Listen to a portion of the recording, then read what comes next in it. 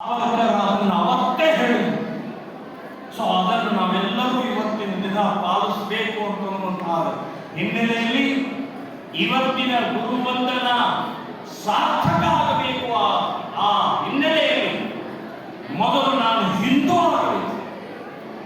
ದೇಶದ ಯಾವುದೇ ಮೂಲೆಯಲ್ಲಿ ಏನೇ ತೊಂದರೆ ಆದರೆ ಅದನ್ನು ನಾನು ಪ್ರತಿಭಟನೆ ಮಾಡಬೇಕು, ಪ್ರತಿಕ್ರಿಯೆ ತೋರಿಸಬೇಕು. ಎಲ್ಲರೂ ಬೀದಿಗಿಳಿಬೇಕು ಅಂತ ಹೇಳ್ತಾ ಇಲ್ಲ.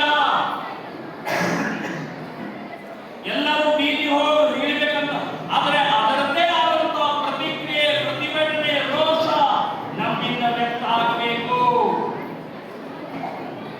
ನಮ್ಮ ದೇವರುಗಳನ್ನು ಅವಮಾನ ಮಾಡ್ತಾ ಇದ್ದಾರೆ, ನಮ್ಮ ದೇಶದ ಮಹಾಪುರುಷರನ್ನು ಅವಮಾನ ಮಾಡ್ತಾ ಇದ್ದಾರೆ, ನಮ್ಮ ಗ್ರಂಥಗಳನ್ನು ಅವಮಾನ ಮಾಡ್ತಾ ಇದ್ದಾರೆ.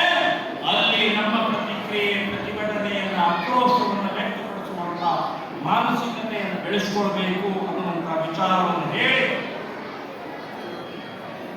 ಇವತ್ತಿನ ದಿನ